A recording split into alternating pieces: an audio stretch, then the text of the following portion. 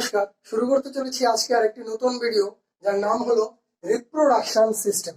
Reproduction system আসলে কি? দুটি জীবের মিলনে যে অপত্য জীব সৃষ্টি হয় তাকেই বলা হয় রিপ্রোডাকশন সিস্টেম, অর্থাৎ প্রজনন সিস্টেম। এই প্রজনন সিস্টেমকে অ্যাকচুয়ালি দুই ভাগে ভাগ করা হয়েছে। এই দুই ভাগগুলি কি কি? অ্যাসেক্সুয়াল আর হলো সেক্সুয়াল। অ্যাসেক্সুয়াল মানে হলো যেই ব্যবস্থাতে কোনো মাতা পিতার দরকার পড়ে না, অর্থাৎ কোনো প্যারেন্টের দরকার হয় না। সাপোজ একটি গাভী আর একটি ষাঁড়ের মধ্যে যে প্রজনন ক্ষমতা বেড়ে ওঠে, এই প্রজননকে তৈরি করার জন্য তাদের যে স্পার্ম আছে, ষাঁড়ের যে স্পার্ম আছে, এই স্পার্মটা যদি গাভীর গায়ে ইনজেক্ট করে দেওয়া হয় তাহলেই হয়ে যায়, অর্থাৎ তাতে কোনো মাতা পিতার দরকার প্রয়োজন পড়ে না। কিন্তু এই সেক্সুয়ালে এই মাতা পিতার দরকার পড়ে। কিন্তু এই সেক্সুয়ালকে আবার দুই ভাগে ভাগ করা হয়েছে, তা হলো প্লান্ট আর হলো অ্যানিমেল। প্লান্ট অ্যাকচুয়ালি চলে যায় বোটানিতে, আর অ্যানিমেল যেটা আছে এটা হলো আমাদের মেইন রিপ্রোডাকশন সিস্টেমের পার্ট। এই রিপ্রোডাকশন সিস্টেমকে আমরা এখন বুঝবো। এই অ্যানিমেলকে আবার দুই ভাগে ভাগ করা হয়েছে, একটা হলো মেল আর একটা হলো ফিমেল, অর্থাৎ পুরুষ এবং স্ত্রী। আজকে আমরা বুঝবো পুরুষের রিপ্রোডাকশন সিস্টেম নিয়ে। পুরুষের রিপ্রোডাকশন সিস্টেম অ্যাকচুয়ালি মেইন যে রিপ্রোডাক্টিভ সিস্টেমের মধ্যে যে মেইন গ্রন্থিটা রয়েছে পুরুষের শরীরে, তার নাম হলো কি? তার নাম হলো টেস্টিস। টেস্টিস, এবার বলি টেস্টিস জিনিসটা কি। আমাদের যে প্যানিস রয়েছে, সাপোজ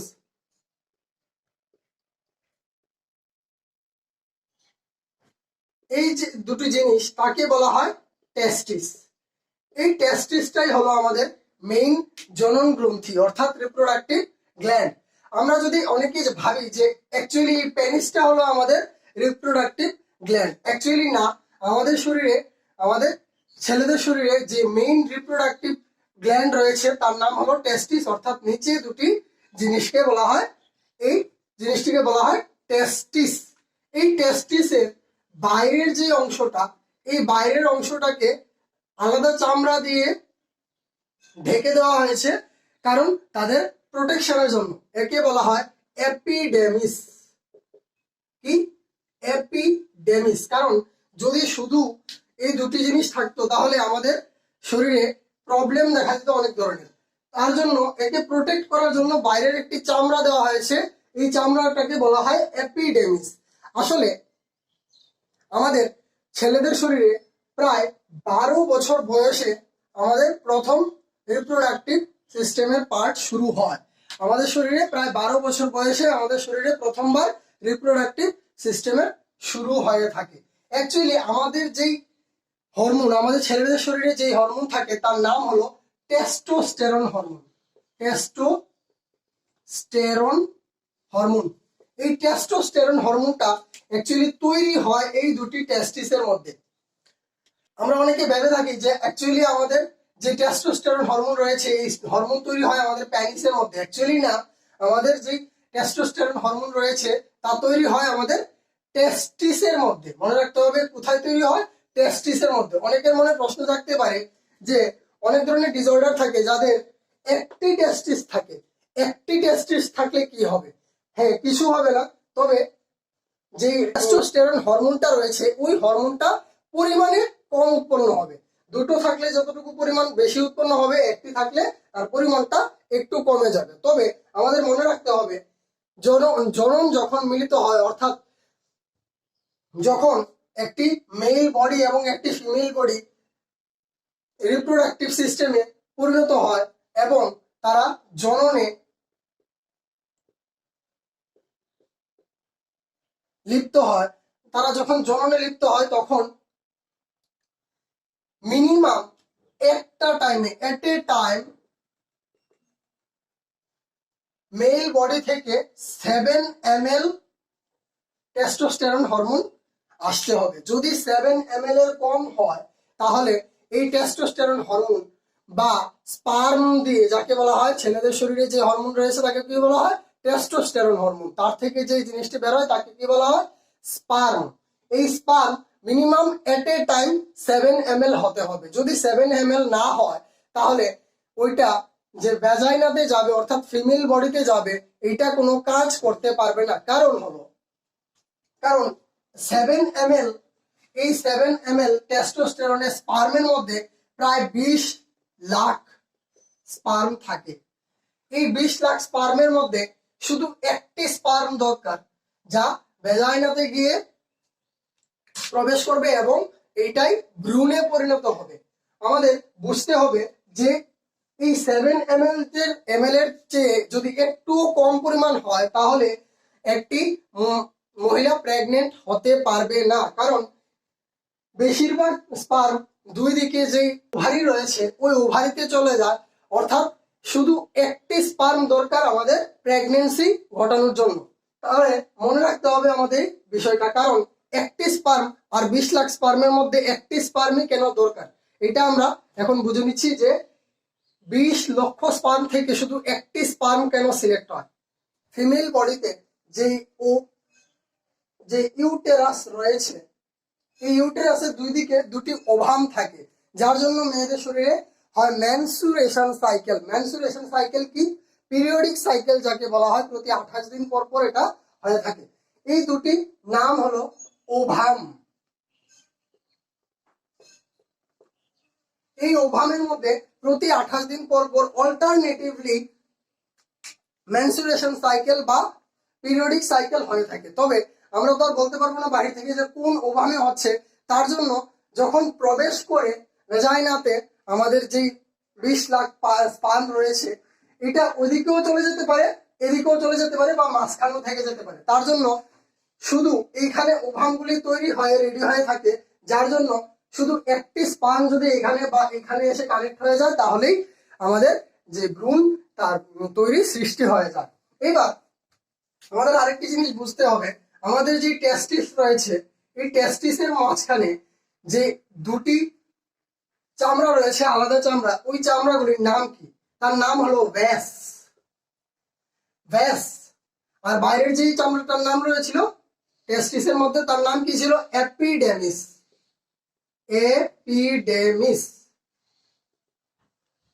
এবার এই দুটি চামড়া যা রয়েছে তার নাম হলো ব্যাস। আমরা অনেকে শুনে থাকি যে অপারেশন হয় ভ্যাসকোটমি। ভ্যাসকোটমি মানে কি? ভ্যাসকোটমি মানে হলো এই দুটি জিনিস, অর্থাৎ আমাদের শরীরে, ছেলেদের শরীরে যে স্পার্ম ক্রিয়েট করার যে মেইন জিনিসটা রয়েছে তার নাম হলো এপিডেমিস। এই এপিডেমিসটাকে কেটে ফেলা, অপারেশনের মাধ্যমে যখন কেটে ফেলা হয় তাকে বলা হয় ভ্যাসকোটমি। অর্থাৎ এই ভ্যাসকে কেটে ফেলার যে প্রক্রিয়া তাকে বলা হয় ভ্যাসকোটমি। যার ফলে যদি এই অপারেশনের মাধ্যমে এই ভ্যাসগুলিকে কেটে ফেলা হয়, অর্থাৎ টেস্টিস গুলিকে কেটে ফেলা হয়, তাহলে ছেলেদের শরীরে টেস্টোস্টেরন হরমোন আর তৈরি হবে না। এই জিনিসটা রয়েছে আমাদের ইউএসএ এবং ইংল্যান্ড, এরকম ধরনের বড় বড় কান্ট্রিগুলিতে এটা রয়েছে যে সেম জেন্ডারেও বিবাহ হয়। তার কারণে এইখানে এই প্রসেসটার নাম এসেছে ভ্যাসকোটমি। তবে আমাদের মনে রাখতে হবে এই যে 7 ml স্পার্ম বের হয় তার টেম্পারেচার থাকে মাত্র 20 থেকে 30 ডিগ্রি সেলসিয়াস। অর্থাৎ আমাদের যে স্পার্ম রয়েছে তার সেলসিয়াস কত হবে, অর্থাৎ টেম্পারেচার কত হবে?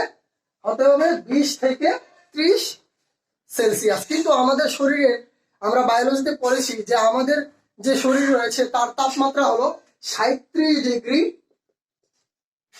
সেলসিয়াস। তাহলে আমাদের নর্মালি শরীরের মধ্যে যে তাপমাত্রা রয়েছে তার হলো 37 ডিগ্রি সেলসিয়াস, কিন্তু স্পার্মগুলি থাকতে হবে কি কত? 20 থেকে 30 ডিগ্রি সেলসিয়াস। অ্যাকচুয়ালি স্পার্ম না, আমাদের যে টেস্টিস গুলি রয়েছে এই টেস্টিস গুলি থাকতে হবে কত? 20 থেকে 30 ডিগ্রি সেলসিয়াসের মধ্যে। যার ফলে আমাদের শরীরের যেহেতু তাপমাত্রা 37 ডিগ্রি সেলসিয়াস আর এইটা এটার থেকে কম, যার ফলে আমাদের কি হয় যে টেস্টিস গুলি রয়েছে এই টেস্টিস গুলি বডির বাইরে থাকে, দেখবে ঝুলে থাকা অবস্থায় থাকে। এই জন্যই আমাদের শরীরের বাইরের হাওয়া বাতাসটা এটা পেয়ে যায় এবং যার ফলে তার তাপমাত্রা 20 থেকে 30 ডিগ্রি সেলসিয়াসের মধ্যে থাকতে পারে। তাহলে আমরা বুঝে গেছি ভ্যাসকোটমি কি। তোমরা নর্মালি কোয়েশ্চেন আসতে পারে যে ভ্যাসকোটমি কি। অ্যাকচুয়ালি অপারেশনের মাধ্যমে আমাদের এপিডেমিস বা ওই টেস্টিসের যে কানেকশনটা রয়েছে, যার মাধ্যমে প্যানিসের সাথে কানেক্ট হয়, এই কানেকশন যে জিনিসটা রয়েছে তার নাম হলো ব্যাস। এই ব্যাসকে কেটে ফেলার যে অপারেশন তাকে বলা হয় ভ্যাসকোটমি। ভ্যাসকোটমি অর্থাৎ আমাদের শরীরে এই টেস্টোস্টেরন হরমোন, আরেকটা কোশ্চেন আসতে পারে, আমাদের শরীরে এই টেস্টোস্টেরন হরমোন কত বছর বয়স থেকে তৈরি হওয়া শুরু হয়? আসলে আমাদের মনে রাখতে হবে যে অর্থাৎ 12 বছর বয়স থেকে আমাদের শরীরে এই দুটি চেঞ্জেস আছে। একটা হলো মুখ্য, আরেকটা হলো গৌণ। মুখ্য কি, আমাদের যে টেস্টিস রয়েছে তার মধ্যে টেস্টোস্টেরন হরমোন তৈরি হওয়া শুরু হয়ে যায়। আর ছেলেদের মধ্যে যেটা দেখা দেয়, তাদের কণ্ঠস্বর ভারী হয়ে যায়। যেমন আমার কণ্ঠস্বর একটু ভারী, ছেলেদের কণ্ঠস্বর ভারী হয়ে যায় এবং দাড়ি গোঁফ গজানো শুরু হয়। এটা হলো গৌণ উদ্দেশ্য। আর মুখ্য উদ্দেশ্য হলো আমাদের যে টেস্টিস রয়েছে এই টেস্টিসের মধ্যে টেস্টোস্টেরন হরমোন তৈরি হওয়া শুরু হয়ে যায়। তবে আমাদের দেখতে হবে একটা জিনিস, যে আমরা এতদিন ভাবতাম যে প্যানিস হয়তোবা টেস্টোস্টেরন হরমোন তৈরি করছে। আসলে না, টেস্টোস্টেরন হরমোন তৈরি করছে বা স্পার্ম তৈরি করছে এই টেস্টিস গুলি। তাহলে প্যানিসের কাজ কি? প্যানিস হলো জাস্ট একটা জিনিস যার মাধ্যমে শুধু হেল্প করে যে স্পার্ম গুলি রয়েছে এই স্পার্ম গুলিকে ফিমেল বডিতে অর্থাৎ ভেজাইনাতে পৌঁছে দিতে। তাহলে আমরা বুঝতেই পারছি যে প্যানিস কোনো টেস্টোস্টেরন হরমোন তৈরি করে না। প্যানিস হলো জাস্ট এই টেস্টিস গুলির মাধ্যমে যে টেস্টোস্টেরন হরমোন তৈরি হয়, এই টেস্টিস এর মধ্যে টেস্টোস্টেরন হরমোনগুলিকে ভেজাইনাতে পাঠানোর জন্য অর্থাৎ ফিমেল বডিতে পাঠানোর জন্য এই প্যানিসটা জাস্ট হেল্প করে। তবে প্যানিসের দুটি কাজ রয়েছে। এই প্যানিসের দুটি কাজের মধ্যে একটি কাজ হলো মূত্র ত্যাগ করা অর্থাৎ ইউরিন ত্যাগ করা, এবং আরেকটি হলো ইউরিন ত্যাগ করা, আরেকটি কি, ওই টেস্টোস্টেরন হরমোনকে ভেজাইনাতে অর্থাৎ স্পার্মকে ভেজাইনাতে পৌঁছে দেওয়া।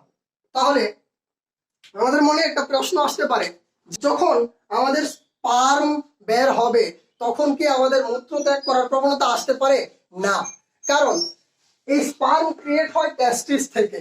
এই টেস্টিস থেকে যখন স্পার্মটা ক্রিয়েট হয়, যখন দুটো বডি অর্থাৎ ফিমেল বডি এবং মেল বডি জননে লিপ্ত হয়, তখন এই স্পার্মগুলি প্যানিসের মাধ্যমে যায়। এবং অন্যদিকে যখন এই ইউরিনটা তৈরি হয় কিডনি থেকে অর্থাৎ বৃক্ক, এই কিডনি থেকে ইউরিন তৈরি হয়। এই কিডনি থেকে যে ইউরিন তৈরি হয় এবং টেস্টিস থেকে যে স্পার্ম তৈরি হয়, তাদের মধ্যে দুটি কানেক্টর রয়েছে। আমাদের থেকে যে কিডনি থেকে ইউরিন আসে এবং টেস্টিস থেকে যে স্পার্ম আসে, তাদের মাঝখানে দুটো কানেক্টর রয়েছে। একটা কানেক্টর কিডনি থেকে এসেছে, আরেকটা কানেক্টর কোথা থেকে, যেটাকে বলা হয় ব্যাস, যা অপারেশনে কেটে ফেলার পর তাকে বলা হয় ভ্যাসকোটমি। আর এখান থেকে আসে ইউরিনাল টিউব। এই ইউরিনাল টিউব কিডনি থেকে প্যানিসের সাথে কানেক্টেড, আর ভ্যাসও প্যানিসের সাথে কানেক্টেড। তবে যখন স্পার্ম বের হয়ে আসে তখন ইউরিন কোনোভাবেই বের হয়ে আসবে না, এবং যখন ইউরিন বের হয়ে আসবে তখন কোনোভাবেই স্পার্ম বের হয়ে আসবে না। এই দুটি যে কানেক্টর রয়েছে তার মধ্যে তাহলে নিশ্চয়ই একটা প্রোটেকশন থাকা দরকার, যাতে একটা সময় স্পার্ম আসার সময় ইউরিনাল না আসে এবং ইউরিন না আসার সময় স্পার্ম না আসে। তাহলে একটা প্রোটেক্টর থাকা উচিত। ওই প্রোটেক্টরটাকে বলা হয় প্রোস্টেট গ্ল্যান্ড। ওই প্রোটেক্টরের নাম কি? Prostate gland. এবার এই প্রোস্টেট গ্ল্যান্ড কিডনি থেকে আসা ইউরিনাল টিউব এবং ভ্যাসের মধ্যে যে প্যানিসের সাথে কানেকশনটা রয়েছে ওই কানেকশনটার মধ্যে একটা প্রোটেকশন দেয়। তাহলে অনেক সময় দেখবে অনেকের প্রোস্টেট ক্যান্সার হয়। প্রোস্টেট ক্যান্সার কি? প্রোস্টেট ক্যান্সার হলো যখন ছেলেরা অত্যাধিক মাস্টারবেশন করে। যখন অত্যাধিক মাস্টারবেশন করে তখন ওই মাস্টারবেশনের ফলে তাদের যে প্রোস্টেট গ্ল্যান্ড রয়েছে ওই প্রোস্টেট গ্ল্যান্ডের প্রোটেকশন ক্ষমতাটা, যে রক্ষণশীল ক্ষমতাটা রয়েছে, ওই ক্ষমতাটা কমে যায়, আস্তে আস্তে কমে যায়, যার কারণে এই প্রোস্টেট গ্ল্যান্ড থেকে তাদের প্রোটেকশন দেওয়া সম্ভব হয়ে ওঠে না এবং স্পার্মের সাথে ইউরিনও বের হয়ে আসে, যাকে আমরা বলি নাইটফল। এই নাইটফল আমরা সবাই জানি কি নাইটফল কি। এই নাইটফল কি কারণে হয়? এই প্রোস্টেট গ্ল্যান্ড যখন কমজোর হয়ে যায়, অর্থাৎ বেশি মাস্টারবেশনের ফলে এই নাইটফল হয়ে থাকে। তবে আমাদের মনে রাখতে হবে যে আমাদের শরীর থেকে যে 7 ml স্পার্ম বের হয়ে আসে, যার মধ্যে 20 লাখ স্পার্ম থাকে, এই স্পার্ম তৈরি হতে মিনিমাম 15 মিনিট সময় নেয়। অর্থাৎ এই 15 মিনিট সময়ের মধ্যেই নতুন করে স্পার্ম তৈরি হয়ে যায়। তবে মনে রাখতে হবে যে ফিমেল বডিতে 7 ml এর কম স্পার্ম গেলে প্রেগন্যান্সি রিপোর্ট আসবে না, প্রেগন্যান্সি রিপোর্ট নেগেটিভ আসবে। তবে এই 15 মিনিটের যেই প্রসেসটা দিয়ে টেস্টোস্টেরন হরমোন তৈরি হয়, তবে এই টেস্টোস্টেরন হরমোন শুধুমাত্র ম্যাক্সিমাম 1 দিন পর্যন্ত স্টে করতে পারে, ম্যাক্সিমাম 1 দিন পর্যন্তই স্টে করতে পারে। 1 দিন পর এটা যদি ভেজাইনাতে না যায় তাহলে এটা অটোমেটিক্যালি নষ্ট হয়ে যাবে। তবে আমরা বুঝতেই পারছি যে মেল বডিতে যেই টেস্টিস রয়েছে, এইটি হলো মেইন রিপ্রোডাকটিভ সিস্টেমের গ্ল্যান্ড। এর থেকেই টেস্টোস্টেরন হরমোন তৈরি হয় এবং এই প্যানিস যেটা রয়েছে, এই প্যানিসের শুধু কাজ হলো এই টেস্টোস্টেরন হরমোন অর্থাৎ স্পার্ম গুলিকে ভেজাইনাতে পৌঁছে দেওয়া। আরেকটা কাজ হলো ইউরিনকে বের করে দেওয়া। আর ইউরিন এবং ব্যাসের মধ্যে যে কানেক্টর রয়েছে অর্থাৎ প্রোটেকশন দেয়, এই প্রোটেকশনটার নাম কি? Prostate gland. এই প্রোস্টেট গ্ল্যান্ডের মাধ্যমেই আমাদের শরীরে যে প্রোটেকশন রয়েছে, যার কারণে যখন স্পার্ম বের হয়ে আসে তখন ইউরিন বের হয়ে আসে না, আর যখন ইউরিন বের হয়ে আসে তখন স্পার্ম বের হয়ে আসে না। কিন্তু বেশি অত্যাধিক মাস্টারবেশনের ফলে কি হয়? প্রোস্টেট গ্ল্যান্ড কমজোর হয়ে যায়, যার ফলে প্রোস্টেট গ্ল্যান্ড ক্যান্সারও হতে পারে। আমি কি বলেছিলাম যে টেস্টোস্টেরন হরমোন তৈরি হতে 15 মিনিট মিনিমাম সময় লাগে। যদি 15 মিনিটের বেশি সময় লাগে আমাদের শরীরে বা মেল বডিতে টেস্টোস্টেরন তৈরি হতে, তাহলে এটাকে ডিসঅর্ডার বলা হয়। কি বলা হয়? ডিসঅর্ডার। অর্থাৎ 15 মিনিটের বেশি যদি সময় নেয় টেস্টোস্টেরন হরমোন তৈরি করতে, তাহলে এটাকে ডিসঅর্ডার বলা হয়। তবে আরো দুটি ডিসঅর্ডার রয়েছে যেগুলি খুব প্রচলিত, তার নাম হলো লিকোরিয়া,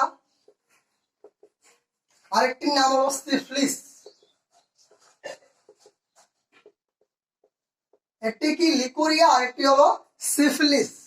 এই লিকোরিয়া সিফিলিস হলো যখন মেল বডি এবং ফিমেল বডি দুটো বডি একসাথে সেক্স এডিক্টেড হয়ে যায়, অর্থাৎ জননের প্রতি এডিক্টেড হয়ে যায়, তখন এই দুটি রোগ আসে। অ্যাকচুয়ালি এইগুলিকে আমাদের সমাজে রোগ হিসেবে নয়, ভালো চোখে দেখা যায় না, ভালো চোখে দেখাও হওয়ার কথাও নয়। কারণ যখন কোনো জিনিসই বেশি ভালো নয়, গীতাতেও বলা আছে কোনো জিনিস বেশি ভালো নয়, প্রত্যেকটা জিনিসের লিমিট রয়েছে। যদি তোমরা লিমিটের বাইরে করো তাহলে ওই জিনিসটা তোমাদের জীবনে কোনো না কোনো ভাবে ক্ষতি করে দেবে। তাহলে আমরা বুঝতেই পারছি এই লিকোরিয়া এবং সিফিলিস দুটি রোগ। অ্যাকচুয়ালি এই রোগগুলির মাধ্যমে কি হয়? ফিমেল এবং মেল বডি অত্যাধিক এডিক্টেড হয়ে যায় কিসের প্রতি? জননের প্রতি, যার ফলে এই দুটি রোগ দেখা দেয়। অ্যাকচুয়ালি আমি তোমাদের একটি কথা বলতে চাই, কোনো কিছুর প্রতি বেশি এডিক্টেড হওয়া প্রয়োজন নয়। কারণ যখন বেশি এডিক্টেড হয়ে যাবে তখন তোমরা নিজেরাই বুঝতে পারবে যে তোমাদের কোনোভাবে এফেক্ট পড়ছে তোমাদের জীবনে। আসলে পড়াশোনার প্রতিও বেশি এডিক্টেড হওয়া ভালো না।